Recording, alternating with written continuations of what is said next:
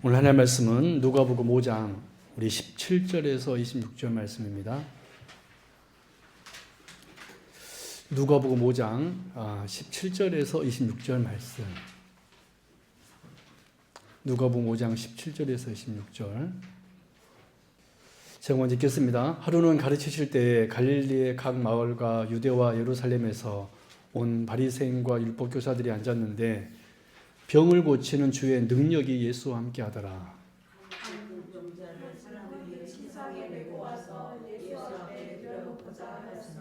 무리 때문에 메고 들어갈 길을 얻지 못한지라 지붕에 올라가 계화를 벗기고 병자를 침상채 무리 가운데로 예수 앞에 달아 내리니 예수께서 그들의 믿음을 보시고 이르시되 이 사람아 내 죄 사함을 받았느니라 하시니 서기관과 바리새인들이 생각하여 이르되 이 신성 모독하는 자가 누구냐 오직 하나님 외에 누가 능히 죄를 사하겠느냐. 예수께서 그 생각을 하시고 대답하여 이르시되 너희 마음에 무슨 생각을 하느냐. 내 죄 사함을 받았느니라 하는 말과 일어나 걸어가라 하는 말이 어느 것이 쉽겠느냐. 그러나 인자가 땅에서 죄를 사하는 권세가 있는 줄을 너희로 알게 하리라 하시고 중풍병자에게 말씀하시되 내가 네게 이르노니 일어나 네 신상을 가지고 집으로 가라 하시니 그 사람이 그들 앞에서 곧 일어나 그 누웠던 것을 가지고 하나님께 영광을 돌리며 자기 집으로 돌아가니 모든 사람이 돌아 하나님께 영광을 돌리며 심히 두려워하여 이르되 오늘 우리가 놀라운 일을 보았다 하니라. 아멘. 할렐루야. 아멘. 네, 오늘 오신 여러분 환영하고 축복합니다. 아멘. 오늘은 이제 중풍병자를 고치신 예수님이십니다. 여러분 산상수훈을 마치신 예수님은 이제 다시 가버나움으로 돌아오셨습니다. 마태복음은 이곳을 예수님의 본 동네라고 부르고 있습니다. 그만큼 이 가버나움은 갈릴리 지역에 있는 가버나움이라는 동네인데 이 가버나움은 우리 주님께서 자주 머무시면서 말씀을 전하시던 사역의 전진기지 중심지가 이 가버나움이었습니다. 주님께서 이 가버나움에 이 동네에 다시 들어오셨다는 소식이 퍼지자 사람들이 몰려들기 시작했습니다. 집 안과 마당 문 앞까지 사람들로 가득 차서 예수님께 가까이 가는 것 자체가 불가능한 상황이 되었습니다. 그 가운데서도 주님은 사람들에게 하나님의 말씀을 열심히 가르치셨습니다. 근데 바로 그때 한 무리가 나타납니다. 중풍병자 한 사람을 침상에 누인 채 메고 온 사람들이었습니다. 아마 그들은 그의 친구들이거나 또 친척이나 가족이었을 것입니다. 그러나 사람들로 가득 찬 그 집안으로서는 너무 이제 사람들이 많이 있었기 때문에 그들을 뚫고 갈 수가 없었던 거예요. 예수님께로 나아갈 수가 없었던 거예요. 그러자 그들이 선택한 방법이 놀라운 방법인데 집의 지붕으로 올라가서 지붕을 뜯고 중풍병자를 침상채 예수님이 그 집안에 계셨거든요. 그 집의 지붕을 뚫고 침상채 예수님 앞으로 달아서 내린 거예요. 여러분 장면이 떠오르시죠? 여러분 이런 일이 어떻게 가능한가? 우리 요즘 집으로는 불가능하죠. 여러분 콘크리트를 어떻게 뜯습니까? 근데 당시 이 팔레스타인 집에서는 집 구조가 되게 평평했습니다. 근데 이 옥상이 뭐로 엮어져 있냐면 갈대나 진흙으로 만들어져 있어서 이것을 뜯는 것이 굉장히 쉬운 구조였습니다. 왜냐하면 거기 중동 지역은 비가 잘 오지 않잖아요. 뭔지 알겠죠? 그래서 완전히 막 견고하게 할 필요가 없었던 거예요. 그래서 쉽게 지붕을 뜯을 수 있는 구조였습니다. 그래서 지붕을 뜯었다는 이것 때문에 이들이 대단히 힘든 일을 했다고 생각할 필요는 없어요. 무슨 얘기 알겠죠? 뭐 텐트까지는 아니지만은 그래도 쉽게 그래서 그들이 이제 물건을 혹시 큰 물건을 들거나 할 때는 또 가끔가다 그 지붕을 뜯어서 내리기도 했다고 합니다. 그래서 이런 일이 흔한 일은 아니었겠지만 그렇다고 해서 불가능한 일은 아니었다라는 거예요. 이렇게 해서 이 중풍병자가 예수님 앞에 내려오게 되었고 그를 통하여서 놀라운 일이 일어나는 것이 오늘 본문의 사건입니다. 그런데 여러분 오늘 이 중풍병자 이런 본문을 대할 때 여러분 가장 조심해야 될 것이 있어요. 그것이 뭐냐면 이 사건들을 사람 중심으로 읽는 것입니다. 그래서 우리가 쉽게 이렇게 생각하죠. 야, 이 중풍병자의 믿음이 참 대단하다. 야, 이 중풍병자를 지붕을 뜯어서 예수님께로 이렇게 달아서 내린 이 사람들이 너무나 열심과 헌신이 너무 감동적이다. 여러분 우리가 이런 설교 많이 들었죠. 물론 이 장면 속에는 이러한 귀한 모습들이 분명히 있습니다. 하지만 여러분 만약 우리의 관심이 사람에게 머문다면 정작 이 말씀에 오늘 이 누가복음 5장의 주인공이신 누가 가려지게 될까요? 예수님이 가려지게 되는 거예요. 사실 설교하는 제 입장에서는 이렇게 설교하면 너무나 편해요. 그럴까 안 그럴까요? 이 중풍병자처럼 열심을 내야 된다. 그렇게 설교할 수 있을까 없을까요? 이 중풍병자 이 친구들 봐라.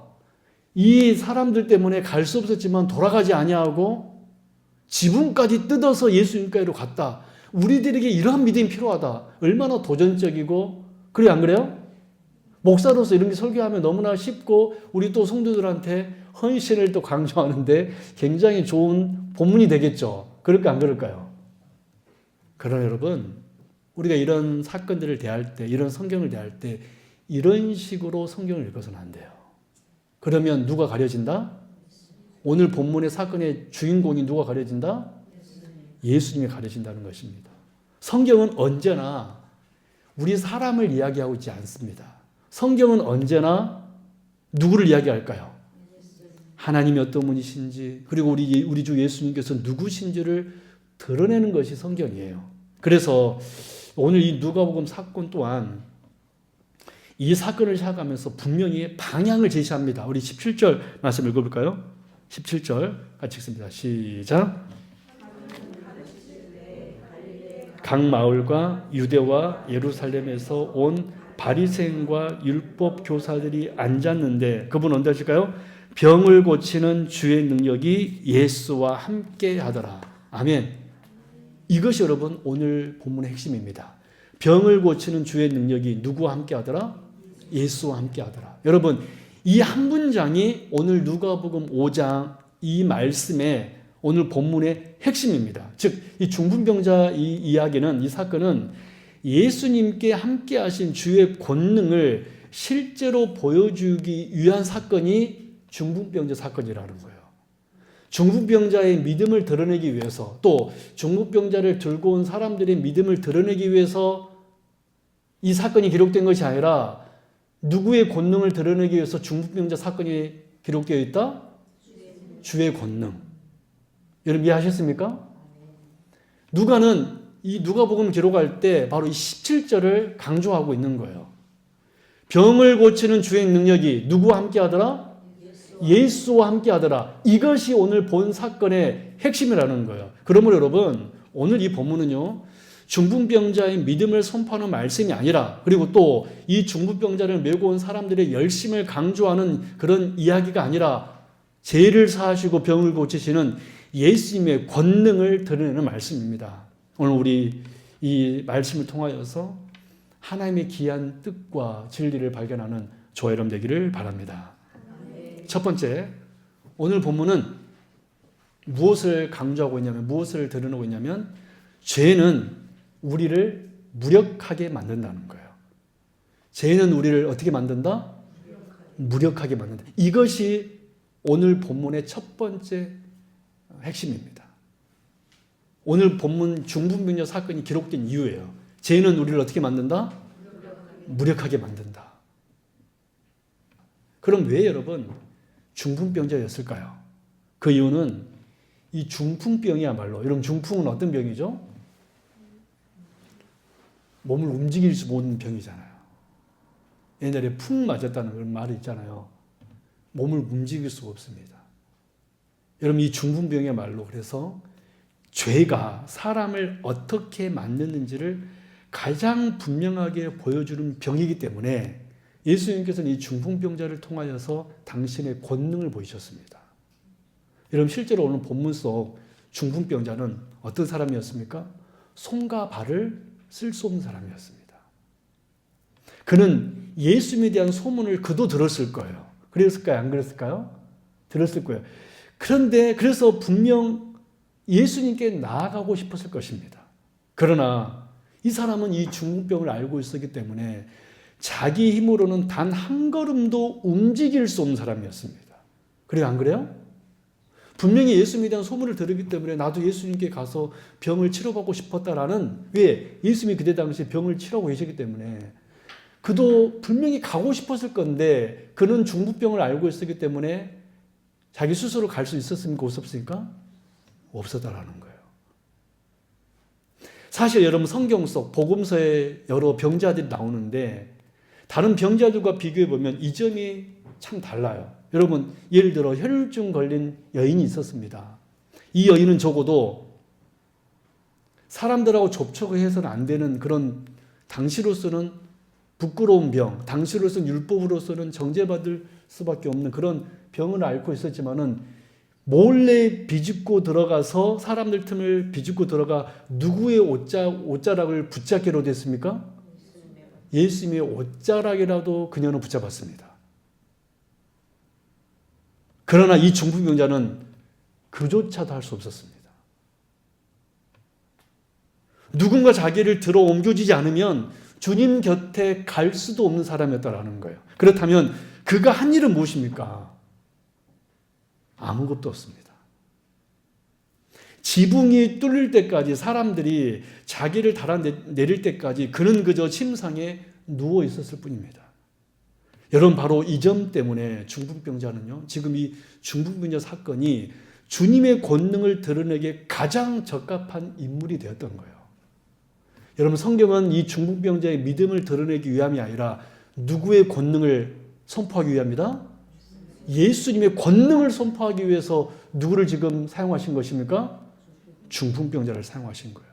전혀 움직일 수 없는 사람, 자기 의지로는 아무것도 할 수 없는 사람, 머리로는 분명 주님을 알았어도 실제로는 주님께 나아갈 수 없는 사람, 그런데 바로 이 모습이 제 아래에 있는 누구의 모습일까요? 우리의 모습이라는 거예요. 여러분 성경은 죄인을 이렇게 묘사합니다. 조금 아픈 사람으로 묘사하지 않아요. 또 의지가 약한 사람으로 묘사하지 않습니다. 성경에서는 죄인을 어떻게 묘사하고 있냐면, 특별히 오늘 본문에서는 전혀 움직일 수 없는 사람으로 묘사합니다. 어떤 사람으로 묘사하고 있어? 오늘 본문은 전혀 움직일 수 없는 사람. 사랑 여러분, 그러므로 우리가 죄 가운데 있을 때, 죄에 머물러 있을 때 우리는 정확히 이 중풍병자와 같습니다. 주님을 찾을 힘도 없었고요, 주님을 향해 손을 내밀 능력도 없었고요, 스스로 죄의 자리에서 심지어 빠져나올 수 있는 가능성도 없는 사람이 바로 죄 가운데 있었던 바로 저와 여러분이었다는 것입니다. 그래서 로마서 8장 말씀은 이 사실을 분명하게 이렇게 선포합니다. 같이 읽어보겠습니다. 시작. 육신의 생각은 하나님과 원수가 되나니 이는 하나님의 법에 굴복치 아니할 뿐 아니라 할 수도 없느니라. 할 수도 없습니다. 아무것도 할 수 없는 상태, 하려 해도 할 수 없는 상태, 그것이 바로 제 아래에 있는 저와 여러분의 실상이었습니다. 그러므로 오늘 본문의 이 중풍병자의 모습은요, 단순한 육체의 질병이 아니라 이 죄가 우리를 얼마나 철저하게 무력하게 만드는지를 보여주는 거울이었습니다. 이 인물은 바로 우리가 죄에 머물렀을 때 어떻게 되는가를 보여주는 그런 인물이었다라는 거예요. 여러분 죄는요 이렇게 우리를 넘어뜨리는 정도가 아니라 아예 어떻게 합니까? 움직이지 못하게 만듭니다. 하나님께 전혀 나아가지 못하게 한다는 거예요. 여러분 솔직히 예수 믿지 않은 사람들이 스스로 교회에 나옵니까? 스스로 하나님을 부르면서 하나님이 나의 구원자이십니다, 예수님 저를 구원해 주세요라고 고백합니까? 절대 그렇지 않습니다. 왜 그럴까요? 그들은 뭐 가운데 있으니까? 죄 가운데 있으니까. 이게 바로 죄의 실상이고 죄의 권능이에요. 여러분, 죄는요, 우리를 움직이지 못하게 만들고 주님께 나아갈 힘 자체를 빼앗아 버립니다. 이것이 오늘 성경이 말한 죄의 본능이며 우리가 오늘 본문을 통해서 깨달아야 되는 진리입니다. 죄는 우리를 어떻게 만든다? 무력하게 만든다. 그러면 죄를 지어야 될까, 안 지어야 될까요? 근데 그럼에도 불구하고 우리는 어떻게 합니까? 계속 지어요. 바로 그러니까 우리는 어떤 신앙이 되냐면 무력한 신앙이 되는 것입니다. 저는 우리 하객분교회 성도님들은 오늘 이 첫 번째 사실을 잊지 말기 바랍니다. 죄는 우리를 어떻게 만든다? 무력하게 만든다. 오늘 하루 내가 살면서 무력한 하루를 보냈다라면 내가 지금 뭐 하랬기 때문이다? 죄 가운데. 근데 놀랍게도 여러분들 오늘 이 수업에 나온 여러분들은 하나님의 권능이 임한 줄로 믿습니다. 여러분, 이게 얼마나 복인지 아십니까? 이 추운 겨울날 저는 오늘 누구 나오실까 궁금했습니다. 제가 오늘 여러분들 생각하면서 누구 나오실까? 근데 여러분, 이 추운 겨울이지만 여러분들이 주님 앞에 나왔다는 것은 제 권능이 예수의 권능으로 무너진 줄로 믿습니다. 그러나 여러분, 이 사실 꼭 기억하십시오. 제 권능은 우리를 어떻게 만든다? 무력하게 한다. 이 사실을 믿지 마십시오. 아, 죄는 이렇게 우리를 무력하게 해버리는구나. 두 번째, 죄는요, 우리를 무력하게 한 정도만 하는 게 아니라 비참하게 만듭니다. 죄는 우리를 어떻게 만든다? 비참하게 만든다. 우리는 첫 번째 주제에서 죄가 우리를 무력하게 만든다는 사실을 보았습니다. 그런데 이 죄의 파괴력은요, 거기서 멈추지 않습니다. 죄는 단지 우리를 아무것도 못하게 만드는 정도가 아니라 우리의 삶을 결국 비참하게 만듭니다. 오늘 본문에서 예수님께서는 이 사실을 매우 분명하게 보여주시는데요. 그래서 일부러 주님은요, 죄와 병을 함께 말씀하고 있습니다. 죄가 우리를 비참하게 만든다는 사실을 가르쳐주기 위하여서 죄와 병을 함께 말씀하십니다. 여러분, 중풍병자가 주님 앞에 내려왔을 때 중풍병자는 뭐를 생각했을까요? 자기의 죄가 사해질 거라고 생각했을까, 아니면 병이 그래도 치유받을 거라고 생각했을까요? 병만 생각했겠죠. 그렇죠? 근데 예수님께서는 놀랍게요, 병을 이야기하는 것이 아니라 먼저 뭐를 이야기하셨습니까? 네 죄 사함을 받았느니라.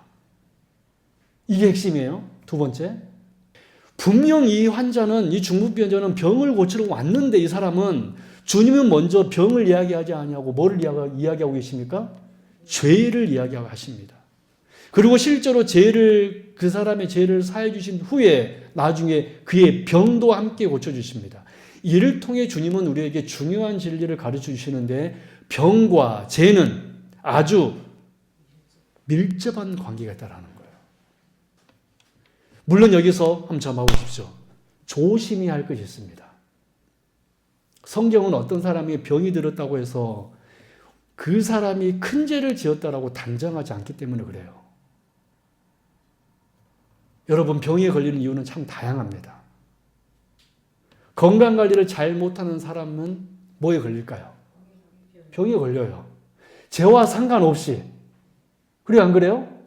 또 위생에 문제가 있는 사람, 죄와 상관없이 뭐가 걸릴 확률이 높을까요? 위험이 높을까요? 병에 걸릴.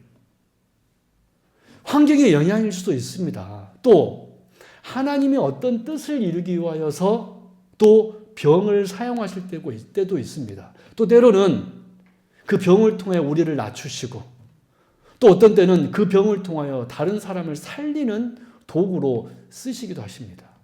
그래서 여러분, 병 이퀄 개인의 특정한 죄라고 말하는 것은 매우 위험한 생각이에요. 옛날 기도원에서 이걸 너무 도시화했었거든요. 병 환자 오면 너는 죄를 지었구나 하면서 막 엄청 전제했습니다. 그러나 여러분, 우리가 쭉 생각한 대로 병이 걸릴 이유는 참 다양해요, 사실. 이해하셨습니까? 그러나 여러분, 한 가지 분명한 사실은 있는데 이 세상에 병이 존재하게 된 근본적인 이유는 뭐 때문일까요? 죄 때문입니다. 왜? 여러분, 아담이 범죄하기 전에 에덴 동산에는 병이 있었을까요? 없었을까요? 심지어 죽음도 없었습니다. 근데 죄가 들어오자 어떻게 되었습니까? 우리 창세기 3장 18절. 하나님 이렇게 말씀, 아담이 범죄하자 이런 역사, 이런 일이 일어나요. 시작. 땅이 내게 가시덤불과 엉겅퀴를 낼 것이라. 아멘. 땅에 이제부터 아담이 범죄한 것부터 땅에서 뭐가 나오기 시작했습니까? 가시덤불과 엉겅퀴. 바로 그랬습니다. 병은 바로 이 가시와 엉겅퀴와 같은 것입니다. 병은 죄로 인하여 세상에 들어온 우리 인간의 삶을 괴롭히는 고통의 흔적이 되었다라는 거예요. 그래서 우리는 중풍병자를 볼 때 단지 저 사람은 움직이지를 못하는구나 정도로만 보면 안 됩니다. 우리는 그 모습을 통하여서 한 가지 더 깊은 사실을 보아야 되는데, 죄 이전의 인간이 얼마나 아름답고 풍성했는지, 그리고 죄 이후의 인간이 얼마나 비참해졌는지를 우리는 이 중풍병자를 통하여서 보아야 한다는 거예요. 여러분, 실제로 우리 주변을 돌아보면 병으로 인해 완전히 달라진 모습을 가진 사람들을 우리는 종종 보게 됩니다.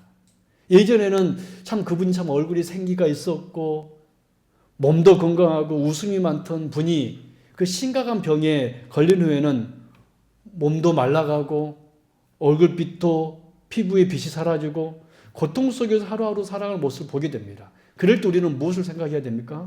아, 이 모습이 원래 인간의 모습이었는가? 아니죠. 원래 우리 인간은 어떤 모습이었습니까? 아름다운 모습이었습니다. 근데 병으로 말미암아 그 아름다움을 잃게 되죠. 이것은 여러분 죄로 망가진 모습입니다. 여러분, 중풍병자를 들것에 메고 온 친구들의 눈에 비친 그의 모습도 그랬을 것이에요. 사람들이 그 중풍병자를 보고 야, 저 사람 병이 지금 심각하구나. 병들기 전에는 그도 물론 평범하게 걷고 일하고 웃는 사람이었을 것입니다. 그러나 지금 그는 침상에 누워서 뒤틀린 몸으로 떨며 아무것도 할 수 없는 그런 모습이 된 거예요. 이것이 바로 죄의 파괴력, 죄로 인한 비참함입니다. 그렇습니다. 죄는요, 우리를 단지 연약하게 무력하게 만드는 정도가 아니라 우리의 존엄을 무너뜨리고 우리의 아름다움을 빼앗고 우리의 삶을 비참하게 만듭니다. 그래서 예수님께서는 오늘 이 본문에서 병 고치시는 일과 죄를 사해 주신 일을 분리하지 않았습니다. 왜? 병과 죄가 어떤 관계가 있으니까? 밀접한 관계가 있으니까. 주님 우리에게 이 사실을 분명히 알려주고 계십니다. 우리가 이렇게 고통스럽게 살아가는 이유, 여러분 오늘 하루 사는데 즐거웠습니까? 어땠습니까? 할렐루야. 보니 우리 최수연 요원사님 많이 기뻤나 보네요. 할렐루야. 그러나 우리 때로는 기쁠 때도 있지만 뭐 할 때도 있어요? 슬플 때도 있잖아요. 힘들 때도 있고 솔직히 짜증날 때도 있고 그러잖아요. 근데 여러분, 우리가 이렇게 고통스럽게 때로는 살아갈 수밖에 없는 이유, 인생이 이렇게 깨지고 뒤틀린 이유, 전 세계에서 전쟁의 소식이 끊이지 아니하고 병이 끊임없이 찾아온 이유, 바로 그것은 삶의 비참하게 느껴지는 그 모든 근본 원인은 죄라는 것을 우리 주님께서는 오늘 이 중풍병자를 통하여서 우리에게 선포하고 있다는 거예요. 여러분, 우리는 이 사실을 분명하게 깨달아야지만이 왜 우리에게 구원이 필요한지, 그리고 왜 단순한 위로가 아니라 우리에게 제사함이 먼저 이루어져야 하는지를 이해할 수 있는 것입니다. 여러분, 죄가 비참하다는 걸 모르면요, 제사함을 의미를 모르고 우리는 항상 하나님께 뭐를 요구할까요? 물질만을 요구하는 거예요. 죄의 비참함을 알게 되면은 하나님 앞에 무엇을 요구하게 될까요? 내 죄를 용서하여 주옵소서. 여러분, 우리 신앙에 있어서 가장 중요한 것은 뭐냐면 제사함입니다. 믿으십니까? 네. 여러분, 아무리 우리의 물질이 풍부해지면 뭐합니까? 죄가 우리를 무력하게 만들고 죄가 우리를 비참하게 만든다면 먼저 우리에게 선행돼야 되는 구원의 역사는 뭐가 있어야 됩니까? 제사. 그래서 예수님께서는 이 병자에게 먼저 병을 치유해 주기 전에 뭐를 선언하셨습니까? 네가 제사함을 얻었느니라. 할렐루야. 네. 여러분, 죄의 비참함을 오늘 깨달을 수 있기 바랍니다. 여러분, 이 사실을 깨닫지 못하면요, 신앙생활이 뭔지를 모르는 거예요. 죄가 나를 무력하게 하고 제가 나를 결국 비참하게 만든다는 걸 이 사실을 모르면요, 아무리 오래 10년, 20년 신앙생활을 하더라도요, 결국 교회를 힘들게 하는 그런 신자밖에 될 수 없습니다. 여러분, 교회를 힘들게 하는 그 사람은 결국 비참하게 될 텐데, 그 죄의 무서움을 모르니까 그런 행동도 하는 거 아닙니까? 여러분, 죄는요, 저와 여러분을 무력하게 하고 우리를 비참하게 만드는 사실을 여러분 깨달을 수 있기를 바랍니다. 이 깨달음이 있어야지만이 우리가 올바른 신앙이 될 수 있는 거예요. 그래서 여러분, 이제 세 번째, 주님은 우리를 다시 움직이게 하고 복되게 하십니다. 제가 우리를 무력하게 하고 우리를 비참하게 한다 그랬잖아요. 근데 반대로 주님은 우리를 어떻게 해요? 움직이게 하고 우리를 다시 어떻게 된다? 복되게 하신다는 거예요. 할렐루야. 여러분, 우린 지금까지 이 중풍병자의 모습을 통하여서 제가 우리를 무력하게 만들고 제가 우리를 비참하게 만든다는 사실을 이 중풍병자의 모습을 통하여서 우리가 살펴보았습니다. 그렇다면 이제 남는 질문은 이거죠. 그렇다면 이 죄의 문제를 누가 해결할 수 있는가?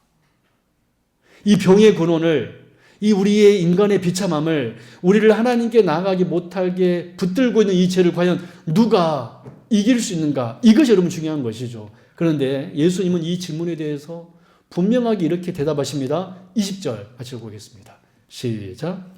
예수께서 그들의 믿음을 보시고 이르시되 이 사람아 내 죄사함을 받았느니라. 아멘. 여러분, 이 말씀은 매우 놀라운 선언입니다. 중풍병자는요, 병 고침을 기대하며 예수님 앞에 내려왔지만 예수님은 그의 기대를 훨씬 뛰어넘는 말씀을 지금 하고 계시는 거예요. 주님은 그의 몸보다 더 깊은 문제, 곧 죄의 문제를 먼저 다루신 것이죠. 그래서 이 말씀은 단순한 위로가 아닙니다. 네 죄가 사해졌다. 이건 단순한 위로가 아니라 이 말은 권세 있는 선언이었습니다. 이 말은 사면령이었습니다. 내 죄사함을 받았느니라.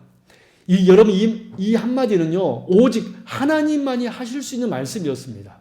그래서 여러분, 예수님께서 이 말을 하자 이 병자에게 네 죄사함을 받았느니라, 네 죄사함을 받았느니라, 이 말을 듣고 거기 주변에 있던 서기관들과 바리새인들이 속으로 이렇게 말합니다. 21절 시작. 서기관들과 바리새인들이 생각하여 이르되 이 참남한 말을 하는 자가 누구냐? 오직 하나님 외에 누가 능히 죄를 사하겠느냐? 여러분, 이들의 말은 신학적으로 틀린 말입니까? 맞는 말입니까? 맞는 말이에요. 오직 하나님만이. 여러분, 목사인 제가 여러분 향한테 너의 죄가 사해졌느니라. 근데 누가 이렇게 요즘 하고 있죠? 카톨릭에서 하고 있잖아요. 카톨릭의 신부들이 그러잖아요. 네 죄 사함을 받았느니라. 뭐 고해성사하고. 그들은요, 참 대단한 것 같아요. 적어도 오늘 본문의 서기관과 바리새인들도 죄는 누구만 사할 수 있다고 믿었던 거예요? 하나님만. 여러분, 이들의 말은 틀린 말이 아니었습니다. 맞는 말이죠. 그러나 문제는, 이들의 문제는 뭐였을까요? 할렐루야. 예수님이 하나님인 줄 몰랐던 거예요. 이해하셨습니까? 지금 자신들 앞에 있는 분이, 그 예수가 누구인지를 몰랐던 것입니까? 하나님 몰랐던 거예요. 그러자 예수님께서 그들의 생각을 하시고 이렇게 되물으십니다. 23절 시작. 내 죄사함을 받았느니라 하는 말과 일어나 걸어가라 하는 말 중에 어느 것이 쉽겠느냐? 여러분, 이 질문은요, 23절 이 말은요, 어느 쪽이 더 쉬운가를 사실 묻는 질문이 아니에요. 근데 여러분들에게 그럼에도 묻겠습니다. 어떤 말이 더 쉬울까요? 네 죄사함을 받았느니라 말이 쉽겠습니까? 아니면 일어나 걸어라 하는 말이 더 쉬울까요? 여러분, 예를 들어 이런 거예요. 갑자기 중풍병자가 있는데 제가, 여러분들이 저를 능력의 종이라고 알고 있는데 제가 만약에 일어나 걸어라 했는데 그분이 안 일어나면 저 어떻게 돼요? 망신이잖아요. 망신이 양망신이에요? 여러분들은 김신 목사님이 기도하면 이 사람을 살릴 거라고 생각했는데 갑자기 제가 일어나 걸어라 했는데 가만히 있어. 그럼 저는 이렇게 말할 겁니다. 네, 그럴 줄 알았다. 네 제사를 받았느니라 사실 그 말이 더 쉽습니다. 왜? 그런 눈으로 증명할 필요가 없잖아요. 그러나 이 오늘 본문 말씀은요. 어느 쪽이 더 쉬운가를 묻는 그런 예수님 질문이 아니었습니다. 분명 사람의 눈으로 보면 네 제사함을 받았다는 말이 눈에 보이지 않기 때문에 말로 할 수 있기 때문에 더 쉽습니다. 그래요? 안 그래요? 그러나 예수님의 이 말씀의 의도는 정확한 의도는 뭐냐면 보이지 않는 제사함의 권세가 보이지 않는 능력으로 증명되지 않다면 너희가 어떻게 이것을 믿겠느냐? 지금 예수님께서 이 말씀하고 계시는 것입니다. 그래서 예수님께서 다시 이렇게 말씀하신 거예요. 24절 같이 읽겠습니다. 시작. 그러나 24절 없습니까? 같이 찾아 읽어볼까요? 시작. 그러나 인자가 땅에서 죄를 사하는 권세가 있는 줄을 너희로 알게 하리라 하시고 그러면서 중풍병자에게 이렇게 다시 명령하십니다. 25절 같이 읽습니다. 시작. 내가 내게 이르노니 일어나 내 침상을 가지고 집으로 가라. 바로 그 순간 중풍병자가 일어납니다. 여러분 사람들에게 들려서 왔던 침상을 이제는 자기 손으로 들고 걸어갑니다.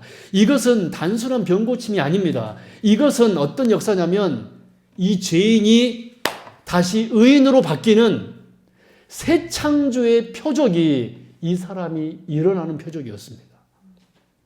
제 아래에서 무력해지고 제 아래에서 비참해진 이 인간이 이 중풍병자가 예수 그리스도 하나님의 말씀 앞에서 다시 새 생명으로 일어나는 장면이 바로 이 장면이었다라는 거예요. 사랑 여러분. 그러므로 이 사람이 일어난 이유는요. 그의 믿음이 특별해서가 아닙니다. 그리고 또 친구들이 이 사람을 지붕을 뚫어서 예수님께로 내려왔기 때문도 아닙니다. 오직 한 가지 이유 때문에 그래요. 중풍병자 그리고 그 친구들 자신과 함께하는 그 예수님이 죄를 사하는 권세가 있기 때문이었는 줄로 믿습니다. 여러분 에베소서에서 그래서 이렇게 선포합니다. 에베소서 2장 1절 제가 봉독 드리겠습니다. 허물과 죄로 죽었던 너희를 살리셨도다.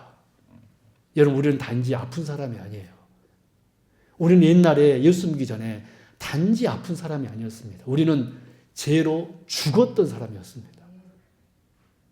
여러분 죽은 사람은 결단할 수도 없고요. 사람들은 내가 결단해서 교회 나왔다고 생각하잖아요. 여러분 죽은 사람은 결단할 수도 없고 죽은 사람 스스로 일어날 수도 없습니다. 그래서 여러분 우리에게 누구 오신 것입니까? 죽은 자를 살릴 수 있는 예수님이 오신 거예요. 주님은 병만 고치신 분만 아니라 죄를 사하시고 생명을 주시는 분으로 오신 것입니다. 주님은 우리를 조금 더 나은 상태로 만드신 분이 아니라 죽은 자를 살리신 분이 우리 주님이시라는 것입니다. 그래서 이 사건의 마지막은 이렇게 끝납니다. 우리 26절 같이 읽어볼까요? 시작. 다 놀라 하나님께 영광을 돌리며 심히 두려워하여 이르되 오늘날 우리가 놀라운 일을 보았다 하니라. 아멘. 그렇습니다. 여러분 제상을 받은 우리 인생의 결론은요. 언제나 이렇게 하나님께 영광입니다. 죄의 사슬에 풀려난 사람은요. 인생의 주인이 바뀌게 되는 거예요. 이제 죄가 아니라 은혜가 다스리게 되기 때문에 그렇습니다. 우리 사랑하는 성도 여러분. 저와 여러분은요. 이 중풍병자보다 나을 것이 없는 사람들이었습니다. 우리는 예전에 죄 앞에서 늘 무력했고 또 죄 때문에 비참했고 우리 스스로는 결코 주님께로 나아갈 수 없는 그런 사람들이었습니다. 그런데 주님께서 오늘 우리에게 어떻게 말씀하셔서 우리가 오늘 이 자리에 있었습니까? 내 제사함을 받았느니라. 할렐루야. 여러분 이 예수님의 선언이 있었기 때문에 저와 여러분들에게 기쁨이 생기기 시작했고 우리가 이 고통 속에 살아가는 이 세상 속에 있지만 우리는 오늘 즐거움 가운데 오늘 예배를 사모하여서 추운 겨울이지만 오늘 이 자리에 오신 줄로 믿습니다. 여러분 이 선언이 얼마나 놀라운 선언입니까? 네 제사함을 받았느니라. 여러분 다른 말이 아닙니다. 이 한마디가 우리 인생을 이렇게 세우시는 거예요. 이 한마디가 우리에게 선언되었기 때문에 우리가 오늘 살 수 있는 것이고요. 우리가 소망을 품을 수 있는 것입니다. 이 선언이 교회를 세웠고 이 선언이 오늘 우리를 이 자리에 앉겠다라는 것입니다. 여러분, 우리가 절대로 잘못 생각해서는 안 돼요. 아, 내가 꽤 괜찮은 사람이어서 그래도 의지가 있어서 이 자리에 나왔고 교회를 결정했고 내가 이렇게 신앙생활하고 있다고 여러분 생각하십니까? 아니요. 우리 주님께서 우리에게 네 제사함을 받았느니라는 이 선언이 우리에게 있었기 때문에 오늘 우리가 있는 줄로 믿습니다. 그러면 여러분 우리의 소망은 단 하나예요. 죄를 사하시는 예수 그리스도께서 오늘도 살아계셔서 말씀으로 우리를 일으켜 세우시고 다시 걷게 하시고 복되게 하심을 믿는 것입니다. 우리 성도 여러분 믿으시기 바랍니다. 이 중풍병자는 아무런 소망도 없었던 사람이었지만 예수님이 이 한마디 선언으로 인하여서 네 제사함을 받았느니라. 저는 이 선언을 여러분들이 들으셨을 줄로 믿습니다. 그리고 이 선언이 내 귀에 들려지기 때문에 여러분 당당해지십시오. 이제는 우리는 무력한 존재가 아니라 우리는 일어서는 존재. 할렐루야. 여러분 이 사람이 놀랍게 자기 침상을 들고 어떻게 했습니까? 걸어갔습니다. 들것에 침상에 들려왔는데 자기 침상을 두고 자기 발로 갔습니다. 여러분 우리 주님은 바로 이런 분이심을 여러분 믿으시고 예수님은 권능자이시며 내가 그래서 삶에 어려움이 있을 때 이렇게 고백하십시오. 예수님은 권능자이십니다. 예수님은 능력자이십니다. 예수님은 권능자이십니다. 이런 말씀에 돌아가겠습니다. 성도 여러분, 오늘 우리는 이 중풍병자 이야기를 들었지만 이 이야기는 한 사람이 고침받는 이야기가 아니라 제 아래에 있었던 우리의 실체를 보여주는 말씀이고요. 동시에 그 죄를 해결하시는 예수 그리스도의 복음을 선포하는 말씀이었습니다. 우리 모두는 이 중풍병자와 같은 자들이었습니다. 우리는 늘 죄로 인하여서 무력한 자들이었고 그리고 죄로 말미암아 비참했습니다. 우리 스스로는 결코 예수님께 나아갈 수도 없었습니다.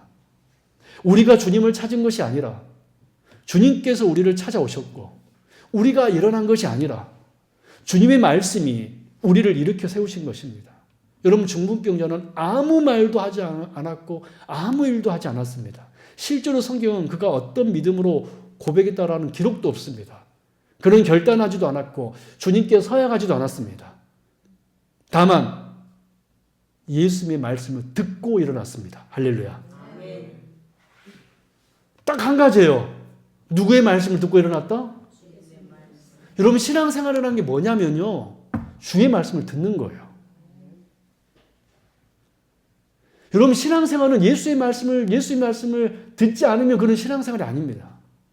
내가 아무리 하나님의 말씀을 들어도요 깨닫지 못하면 그런 신앙생활이 될 수 없어요. 왜? 예수님의 말씀이 내 귀에 들려지고 선포될 때 일어나지는 역사가 있게 된 줄로 믿습니다. 여러분 이것이 은혜고 이것이 구원입니다. 구원은요 우리 인간의 결심으로 시작되지 아니하고요 예수님의 선언에서 시작됩니다. 네 제사함을 받았느니라. 너의 제사함을 받았느니라. 이 한마디가 중풍병자의 인생을 바꾸었고 이 한마디가 우리 인생을 바꾸었습니다. 사랑 여러분, 오늘 우리의 삶이 여전히 무력하게 느껴질 수 있습니다. 죄의 흔적이 남아있고 연약함이 계속해서 우리를 괴롭힐 수도 있습니다. 그러나 분명한 사실은 마지막으로 다시 강조하지만 죄를 사하시는 권세가 예수님께 있고 그 예수님께서 오늘 말씀으로 우리를 부르고 계신다는 것입니다. 일어나라. 기도하겠습니다. 하나님 아버지 감사합니다. 하나님 우리가 오늘 중풍병자 사건을 통하여서 우리가 원래 어떤 존재였는지 죄의 권능도 보았습니다. 죄는 우리를 무력하게 할 뿐만 아니라 우리를 비참하게 만듦을 알았습니다. 주여 그런 우리를 사랑하셔서 주님께서 우리에게 오심으로 너의 제사함이 사여졌느니라. 일어나라. 말씀하심으로 우리가 오늘 이렇게 주께 나와 예배드린 줄로 믿습니다.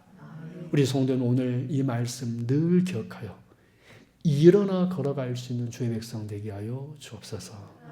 감사드리며 걸어가신 우리 주 예수 그리스도 이름으로 간절히 기도드리옵나이다. 아멘. 우리 기도하기 전에 한번 우리 마지막으로 이거 한번 고백해 볼까요? 오늘 본문 마지막 절에 오늘날 우리가 놀라운 일을 보았다라고 사람들이 외쳤거든요. 우리도 한번 고백해 볼까요? 우리가 중풍병자의 기적을 우리가 경험했으니까 따라합니다. 오늘 내가 놀라운 일을 보았다. 여러분, 하나님께서 여러분의 죄를 사해 주시고 여러분을 이렇게 세우심을 믿으시길 바랍니다. 오늘 예배 끝나고 돌아가면서 이렇게 외치며 돌아가십시오. 오늘날 내가 놀라운 일을 보았다. 할렐루야. 할렐루야. 우리 하기분교 성도 여러분, 힘있게 사십시오.